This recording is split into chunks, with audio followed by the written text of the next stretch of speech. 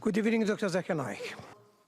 My name is Dr. Ramzi from Oxford, ambassador for Universal Peace Federation, and one of the members of the Muslim Council of Britain. I would like to say you are doing an excellent job. God bless you.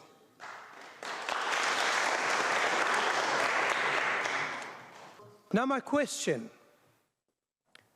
Dr. Zakir Naik, in your opinion, is Islamophobia a real phenomenon? And if so, how do you suggest it can be tackled? Does the responsibility lie with the Muslim community, or should Western society be doing more to breach this barrier of fear? I'm talking about the fear. All phobias are fear of unknown. Thank you. The brother asked a very good question, that is Islamophobia a real phenomena? How should it be tackled?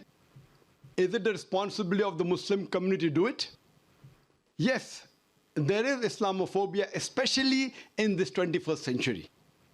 And as I mentioned in my speech, I believe one of the major reasons for this Islamophobia is the media. And I said in my speech that the media spreads several misconceptions about this religion of Islam. I do agree it is the duty of us Muslims that we should spread the true teachings of Islam. I'm aware that there are black sheep in the Muslim community. I'm not saying all Muslims are 100% pious, all are good. There are black sheep in every community, including Muslims. What does the media do? They pick up the black sheep of the Muslim community and they portray on the media as though they're exemplary Muslims. What we have to do is we have to portray the right teachings of Quran and the sayings of the Prophet Muhammad, peace be upon him. And if any Muslim is involved in doing acts which are against the religion of Islam, which are acts of terrorism, killing of innocent human beings, it is the duty of us Muslims that we should tell such people it is haram. There are some people who are being misguided and they are being brainwashed into saying that killing innocent human beings is part of Islam. You will get reward. It's our duty as the mainstream Muslims to try and convey the right message of Islam and prevent such Muslims from being misguided. That's point number one. Point number two, it's our duty to tell the government of the country where you're living that Islam is a peaceful religion. And what I believe that Muslims should be part of the solution, they should not be part of the problem. The government should not think that Muslims are part of the problem, they should think Muslims are part of the solution.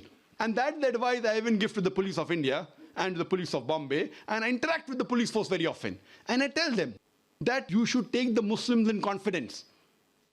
And the best is to have an interaction. I have addressed many police officers from very different countries, and we should try and have a question and answer session and remove the misconceptions in their minds and prove to them that Islam is one of the most tolerant religions, it's a peaceful religion, and if you know the teaching of Islam, surely the least person that you'll have to fear is a true Muslim. I'm not talking about the black sheep of the Muslim community. Hope that answers the question.